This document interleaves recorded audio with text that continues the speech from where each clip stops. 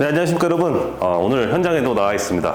오늘은 60평대 주상복합 현장이고요. 저희가 최근에 하는 현장 여러분들한테 보여드리면서 좀 어떤 식으로 풀어봤는지, 어떤 분위기로 만들었는지에 대해서 좀 설명을 드리겠습니다. 크게 포인트가 한 가지가 있다면은 물론 분위기도 분위기지만은 순환형 동선을 만들었다는 게 좀 포인트가 될 것 같은데요.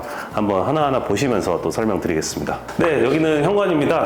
현관이 넓죠. 되게 넓고 길어요. 왜 기존에는 이제 현관이 길게 돌아가지고 주방 쪽 그리고 거실 쪽으로 걸쳐 나가는 구조였어요.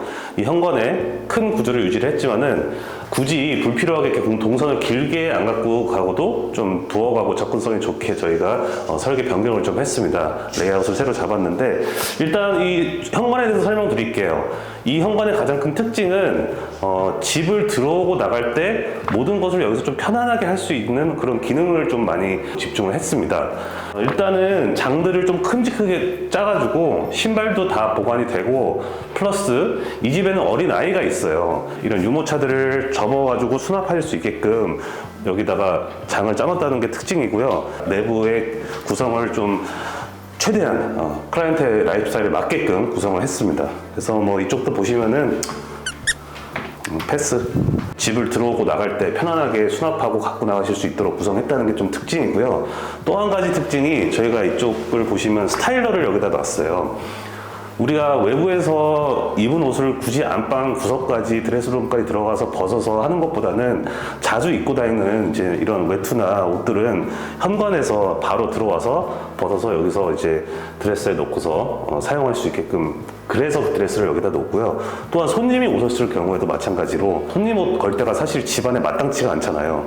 식탁 쪽이나 소파 쪽에 이제 옷을 둘 수밖에 없는 상황들이 많은데 그런 부분들을 보완하고자 이쪽에다가 저희가 옷장을 하나 또 만들어 드렸어요. 손님들이 오셨을 때 가볍게 옷을 걸 수도 있고 또 내가 자주 입는 옷들을 바로 에어드레서에서 처리한 후에 여기다 걸 수 있게끔 뭐 이런 식으로 좀 실용적으로 사용할 수 있는 공간을 좀 만들었고요.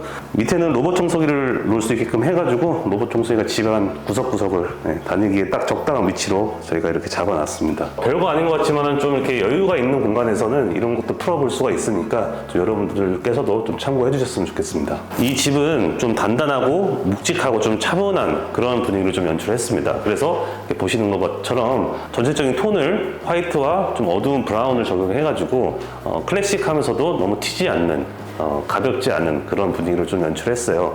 그래서 주방도 마찬가지로 지금 이렇게 구성이 되어 있는데요. 여기 같은 경우는 아일랜드가 굉장히 넓습니다. 지금 대략 한 3,400 정도가 되는데 그 중에서 한 1,000 정도 되는 공간, 지금 여기 보시는 데는 싱크대가 없잖아요. 싱크대는 이쪽에 따로 있습니다. 싱크대도 자주 사용하고 또 지속적으로 설거지도 해야 되고 하는 공간이다 보니까 이 공간에서도 조금 숨겨진, 조금 가려진 위치에다가 저희가 이렇게 싱크대를 설치를 했고요. 그 외쪽으로 조금 차분하고 정리되고 깔끔한 이미지를 줄 수 있도록 분리를 좀 한 게 특징이고요. 앞뒤로 저희가 수납을 다 구성을 해가지고 상부장이 없어도 충분히 수납이 될 수 있는 양을 확보를 했습니다.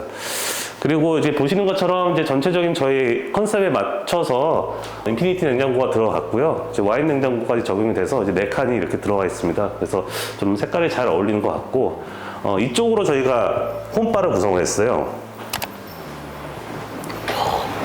그래서 포켓도어로 구성을 했고 평상시에 열어놓을 수도 있고 또 때에 따라서는 닫을 수도 있고 그래서 상황에 맞게끔 좀 이렇게 다양하게 사용하실 수 있도록 구성을 해서 이쪽에는 이제 뭐 술도 진열을 해놓고 커피 머신도 되게 많죠. 그래서 그런 식으로 좀 사용할 수 있도록 구성을 했습니다. 여기도 저희가 간접등을 터치 스위치로 적용을 했어요. 그래서 이렇게 만지면은 자동으로 불이 꺼지고 켜지게끔 구성을 했습니다. 그래서 별도의 스위치가 거추장스럽게 있는 것보다 이렇게 정전식 스위치로 저희가 간접등 스위치를 넣었다는 것도 또 재미 포인트인 것 같습니다. 그리고 이제 여기 공간만 놓고 봤을 때는 예뻐요. 예쁜데 좀 실용적인 부분이 조금 떨어지는 건 사실입니다. 지금 이런데 뭘 올려놓을 수가 없기 때문에 뭐 밥솥 또 여기 아까 말씀드린 것처럼 아이도 있고 그래서 이제 다양한 생활용품이 가전제품들이 있는데 또 그런 부분들을 좀 편하게 놓을 수 있도록 저희가 보조주방을 이 뒤편으로 만들었어요. 그래서 여기 같은 경우도 그냥 벽에 일체감이 있게끔 좀 히든의 형태로 도어를 구성했고요. 이제 들어가서는 대신에 좀 라이브한 모습이긴 한데 이제 실질적인 사용이니까 이런 것도 한번 보여드릴게요.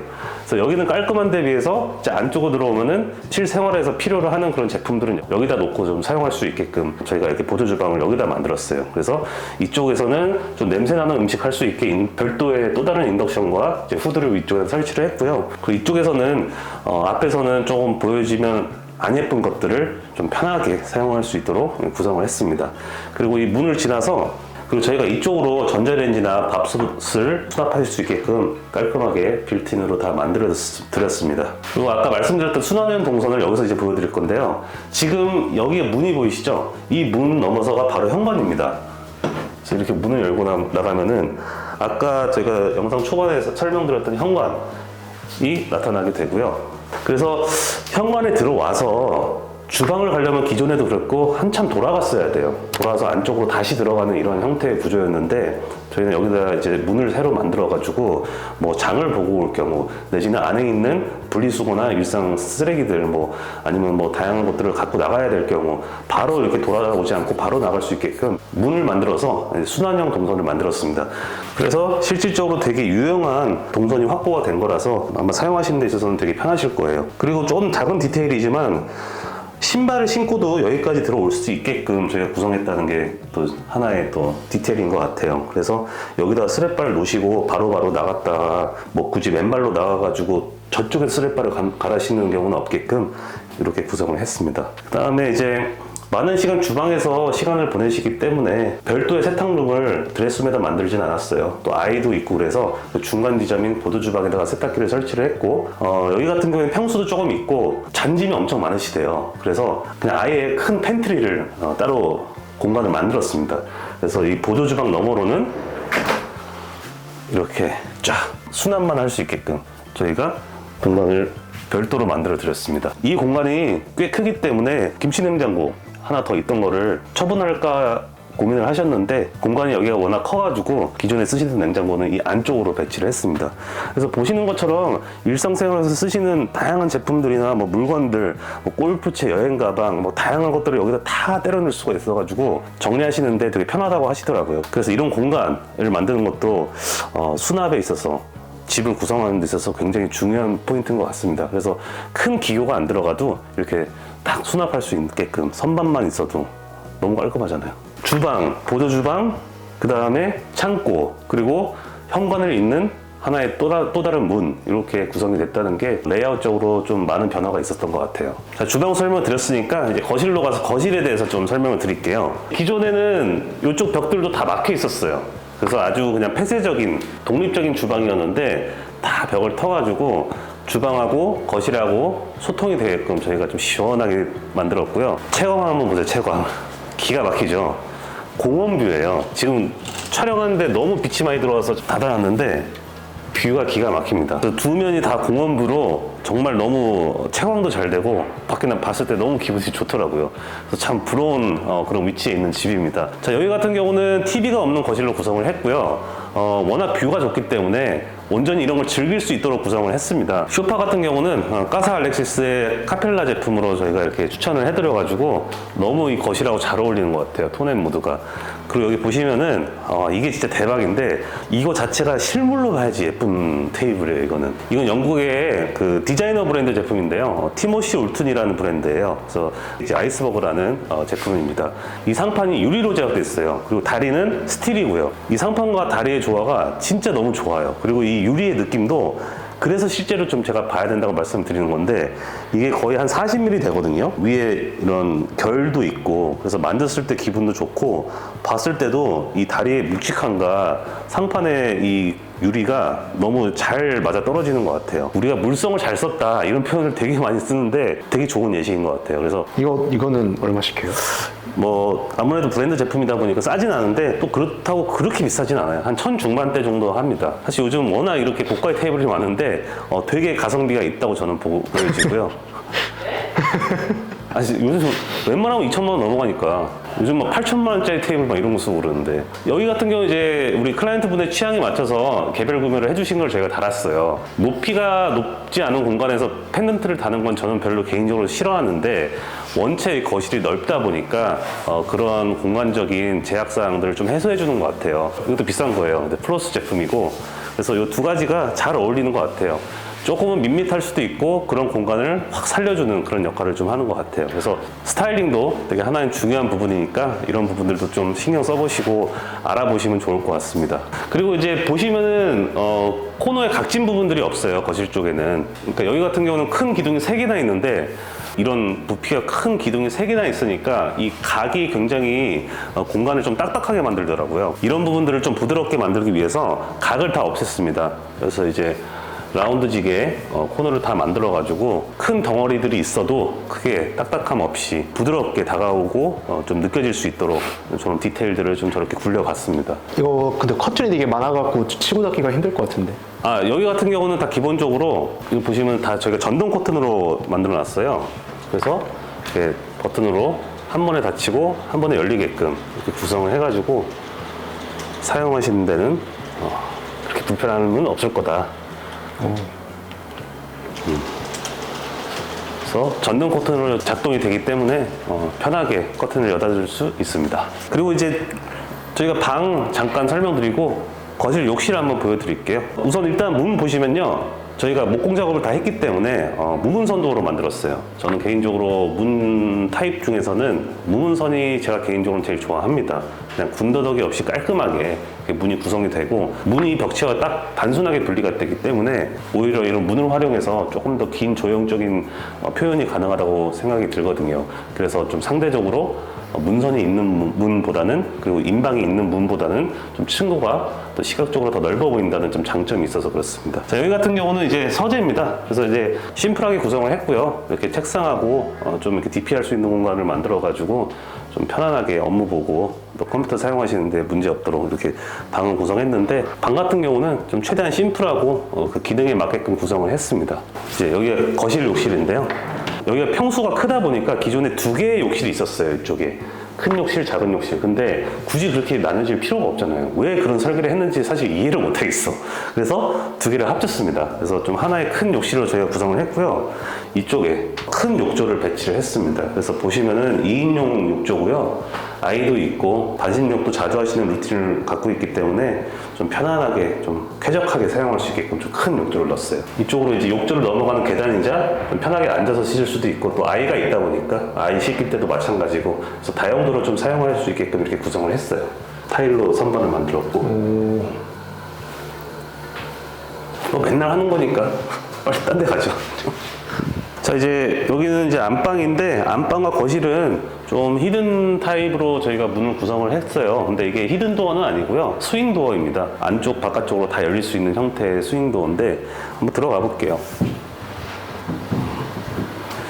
이제 들어와서는 바로 드레스룸이 위치를 합니다. 이 방 같은 경우는 드레스룸이 2개가 위치하는데요.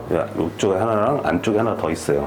이쪽에 드레스룸을 만들었고 좀 독특하게 글라스로 만들었습니다. 그래서 보시면 이제 유리고요. 지금은 낮 시간이라서 안에 불을 켜놔도 비춤이 없는데, 이제 밤에는 이제 약간의 비춤이 있습니다. 불을 켰을 경우에는. 그래서 좀 그런 레이어로 보이는 공간도 좀 재미있는 포인트인데, 여기 같은 경우는 이제 겉을 이렇게 구성하고요. 안에는 단순하게 그냥 좌우측으로 구성을 했어요. 그래서 이제 오픈장으로 해서 옷 갈아입고 나올 수 있는 이제 그런 형태로 저희가 여기다 드레스룸을 만들었고, 또 하나의 드레스룸이 이제 이쪽에 있죠. 이쪽 같은 경우는 이제 슬라이딩 도어로 넣었을 때 마찬가지로 워크인 클로짓 개념으로 들어가서 바로 직관적으로 이제 옷 보고 갈아입을 수 있도록 이런 식으로 워크인 클로짓으로 구성을 했습니다. 그러니까 옷이 많으신 분들 같은 경우에는 이렇게 막 붙박이장 길게 막 여러 개 들어가 있는데 다 문으로만 구성을 하면은 실용적인 면에서 좀 떨어질 수가 있어요. 그래서 이렇게 워크인 클로짓 같은 개념으로 좀 풀어보시는 것도 하나의 방법입니다.